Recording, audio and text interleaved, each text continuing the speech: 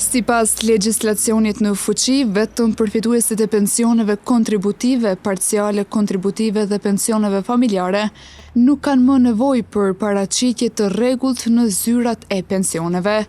Pensionisti Sabahudin Vehapi e konsideron këtë vendim si të drejtë dhe të nevojshëm, duke theksuar se sot institucionet kanë në dispozicion mjete teknologjike për të verifikuar të dhënat pa pasur nevojë për paraqitje fizike.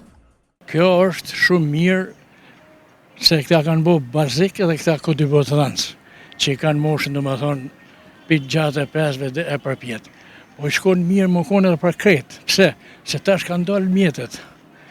Teknologjia është në avancim. Këta mujnë kretë mi pas shënimet edhe mi maltëtu. Hadhe ne shkajme në për qytete, po ata që janë në për fshatra. Shkojnë duhet me bo shpenzime, po aki është e i paljevishëm.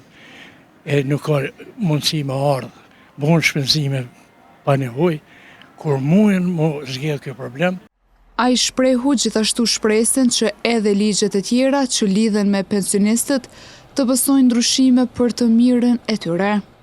Inshallah në 2026 e bojnë ligjin për pensionet, se në 24 ka qenë e patën qitë në parlament.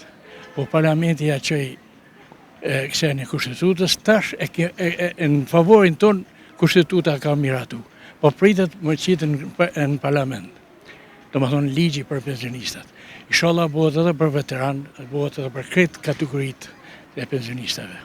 Ndryshën nga ky mendim, pensionisti Myftar Shala ka një mendim më ndryshe. Sipas tij, paraqitja 6 mujore deri më tani ka qenë një praktikë e mirë dhe funksionale. Megjithatë, pranon se mund të gjenden forma alternative për rastet kur pensionistët janë të pamundur të paraqiten fizikisht.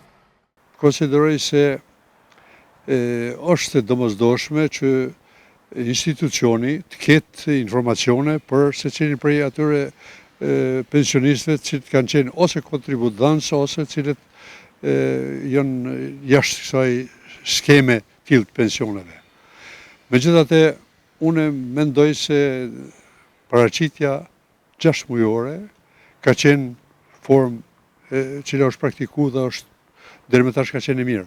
Megjithatë, mund gjenden forma të ndryshme edhe për ato raste të tilla, për shembull kur janë rastet të handicapve, rastet të pensionistëve që nuk kanë forcë, nuk kanë mundësi, nuk kanë mënyrë, formë për me u paraqit përmes të afërmve ose tjera, mënyrë që me i definu. Po megjithatë, është mirë që kjo të definohet në mënyrë të saktë për gjitha rastet e veçanta. Ndërkohë, pensionistët e kategorive të tjera do të vazhdojnë të kenë obligim për paraqitje të rregullt, ashtu siç parashihet me ligjin aktual.